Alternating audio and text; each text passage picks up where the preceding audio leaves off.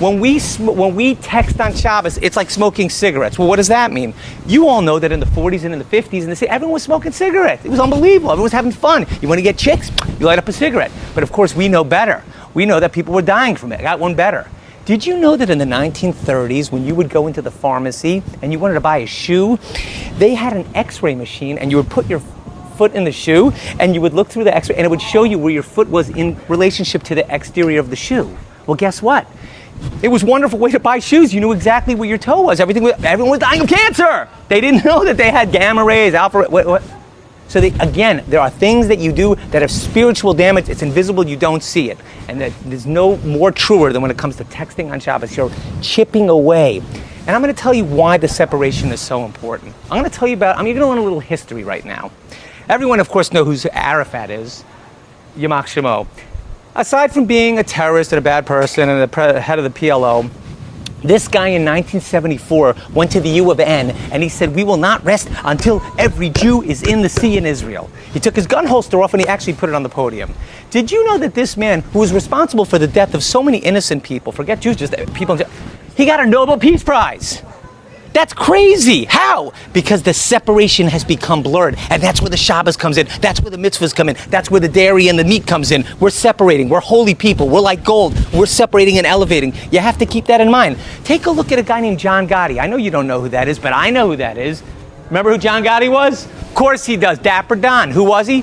Oh, I don't know. He was the crime boss of the Gambino crime family. And every time I would come home and I would watch the news, he'd walk out of the courthouse like this.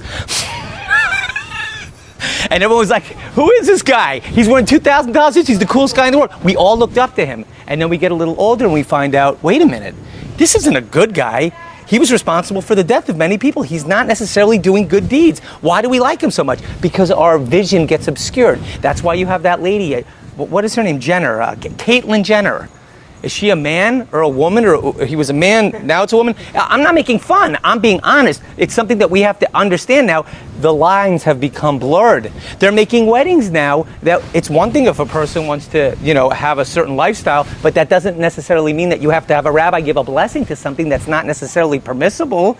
You cannot do what you want in this business. We are here serving God. It's not what we want, it's what He wants. And in the end, everything that we do is for Him. Now, I want to end with one thought, and if you want a 5-minute predictions in the Torah, I'll give it to you. Otherwise, no problem. Quiet. Just kidding. Okay, so pay attention. We sometimes reason, well, what's the big deal? It's just a small thing. It's not going to make a big difference. Check this out. Dubno of Magi tells a wonderful story about a fella who was breaking into a shul in Poland. And he didn't have a lot of money, and he looked inside and he saw the silver and the ark and everything. He's like, if I steal that, they're going to notice it. It's too obvious. So he went upstairs and he went into the attic and he starts digging around and he feels a hexagonal screw. So he unscrews it and he starts turning it and he hears a loud thud. He doesn't care. He grabs the thing. He figures, I'll get my 10 cents, my rubles, whatever. He goes downstairs. That little screw was holding the giant chandelier with all the silver. That's that's part of the plan. I meant to do that. That's part of my speech. The point of the matter is that he realized that who would have thought that small screw was holding up the large chandelier. Similarly, in our mitzvot, we think, I don't have to do that. I don't have to do kibbud av. I don't have to go to shul today. I don't have to. Really, it's attached to something much more important. Now, with that, would you guys like to hear the most amazing story about the former mayor of Miami Beach? I thought you would. Check this out very quick. In the late 50s, there was a man named Judge Norman Cement. And he went to school, he went to law school, he was having a hard time at U of M. It wasn't easy. They were really trying to clamp down on the school. And he was having trouble in school. To make matters worse, they made a test on Saturday. Well, he was Orthodox, perhaps the only Orthodox person in U of M in the 1950s. And it wasn't like you could walk around with a yarmulke and they'd be like, hey, what's going on, Jews? It wasn't like that. It wasn't a pretty scene. Nevertheless, he went to the dean. He said, look, to the professor, I can't take it. Get a note from, so I don't even know what you're talking about. You better take that test on Saturday. So my father, Judge Norman Cement, goes and he gets a note from the rabbi, brings it to him. He goes, you know what? You don't want to take the test on Saturday? You come to my house on Sunday. Now my dad's freaking out because he realizes, now he's going to scrutinize me and I messed up his Sunday.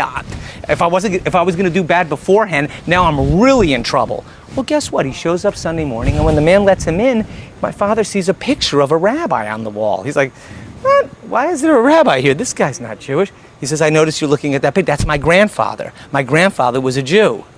oh my God, the guy was a convert. And with that, my father took the tests and he marked an A on the test without even grading them. Moral of the story, because of that, my father ended up becoming an attorney, a judge, a commissioner, and eventually the first Shomer Shabbos mayor in the United States of America. And Baruch Hashem, he's alive and well, and he should continue to be well.